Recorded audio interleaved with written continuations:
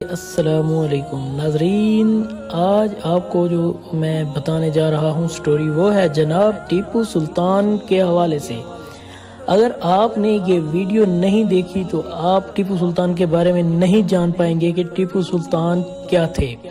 ناظرین، بات کرتے ہیں ہندوستان کی تاریخ کی، تو ہندوستان کی تاریخ میں پہلی دفعہ ٹیپو سلطان نے مردم شماری کروائی، پنچایت راج کی بنیاد رکھی، اور ٹیپو سلطان کے حکم سے ہی فرانسیسی ماہرین نے پانی سے چلنے والا ایک ایسا انجن تیار کیا جس سے توپوں میں بآسانی سوراخ کیا جا سکتا تھا۔ دنیا میں میزائل ایجاد کرنے کا سہرا بھی ٹیپو سلطان کے ہی سر جاتا ہے، حتیٰ کہ امریکیوں نے بھی اس کو راکٹ کے بانیوں میں شمار کیا ہے۔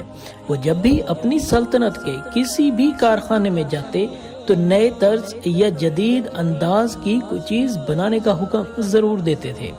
ٹیپو سلطان کی بری اور بحری فوجوں کا انتظام قابل دید تھا۔ فوج کے محکمے میں 11 بڑے شعبے تھے۔ سلطنت کے کل رقبہ کو 66 فوجی اضلاع میں تقسیم کیا گیا تھا۔ انہوں نے البحر کی ایک جماعت قائم کی جس میں 11 اراکین تھے۔ ان اراکین کا لقب میرم رکھا گیا تھا۔ ان اراکین کے تحت 30 امیر البحر تھے۔ بحری فوج کے متعلق 20 جنگی جہاز کلاں اور 20 چھوٹے جنگی جہاز تھے۔ سلطان کو فن جہاز سازی سے کافی لگاؤ تھا۔ وہ جہازوں کے نقشے خود تیار کرتے تھے۔ جہازوں کے پیندوں کے واسطے ہدایت کی گئی تھی کہ تانبے کے پیندے لگائے جائیں تاکہ چٹانوں سے ٹکرانے کی صورت میں نقصان نہ ہو۔ جہاز سازی کے لیے لکڑی کا جنگل بھی نامزد کیا گیا تھا اور سب مدارج کے افسروں کی تنخواہوں کی بھی صراحت دی گئی۔ فوجیوں کی باقاعدہ تربیت کے لیے خصوصی مراکز قائم کیے گئے اور پوری فوج کو از سر نو منظم کیا گیا۔ ٹیپو سلطان نے ہر شہر، قصبہ اور قلعے کے 4 دروازے مقرر کیے، جہاں پر پہرے دار مقرر کیے کہ ملک میں بغیر اطلاع اور اجازت کے کوئی آنے نہ پائے، اور ہر مقام کی رویداد پر فوجی اطلاع کا انتظام کیا گیا۔ جس مقام پر چوری ہو جاتی وہاں کے پولیس افسر کو اس کا ذمہ دار قرار دیا جاتا۔ اگر مجرم گرفتار نہ ہو سکتا تو پولیس افسران کی تنخواہ سے اس نقصان کی تلافی کی جاتی۔ ان مقامات پر جہاں ڈاکوؤں کے حملہ کا خطرہ رہتا تھا وہاں کے رہنے والوں کو آتشی اسلحہ رکھنے کی عام اجازت تھی۔ عدل و انصاف کا یہ عالم تھا کہ ہر شہر میں قاضی اور ہر گاؤں میں پنچایت مقدموں کا فیصلہ کرتی۔ اگر فریقین میں سے کسی ایک کو ابتدائی عدالتوں کے فیصلے پر شک ہوتا تو مقدمہ صدر عدالت مطلب ہائی کورٹ میں دائر کیا جاتا۔ سلطان نے افسران ضلع کے نام ایک حکم جاری کیا کہ وہ ہر سال سرنگا پٹم یعنی کہ دارالحکومت میں جمع ہو کر انتظامی امور کے متعلق مشورہ کیا کریں۔ ٹیپو سلطان کو یہ اعزاز بھی حاصل ہے کہ وہ اردو اخبار کا بانی تھا۔ سب سے پہلے اردو اخبار جو تھا وہ ٹیپو سلطان کی مرہون منت تھا۔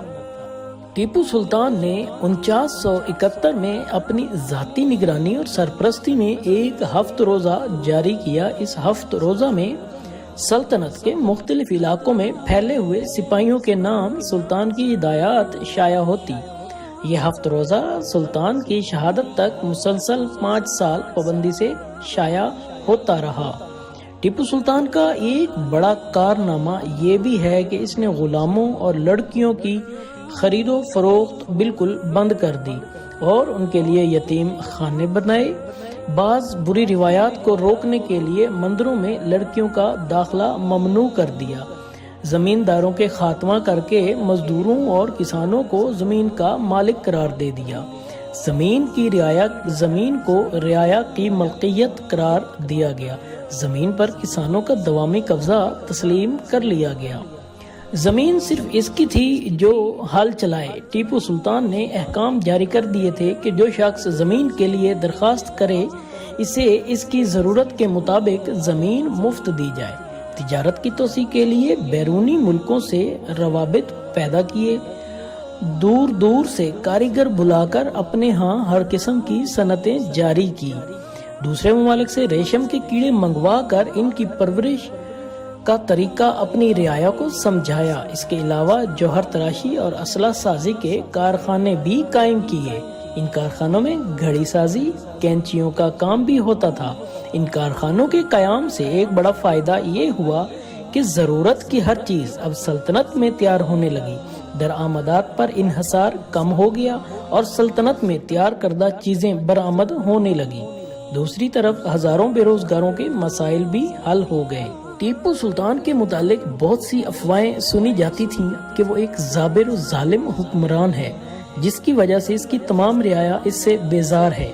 لیکن جب ہم اس کے ملک میں داخل ہوئے تو دیکھا کہ صنعت و حرفت کی روز افزوں ترقی کی وجہ سے نئے نئے شہر آباد ہوئے اور ہوتے جا رہے ہیں۔ رعایا اپنے کاموں میں مصروف ہے، زمین کا کوئی حصہ بھی بنجر نظر نہیں آتا۔ اللہ تعالیٰ سے دعا ہے کہ اللہ تعالیٰ ہمارے ملک پاکستان کو بھی کسی ایسے ہی حکمران سے نوازے، آمین۔ اس کے ساتھ ہی آج کی ویڈیو کو کرتے ہیں یہیں پہ ختم۔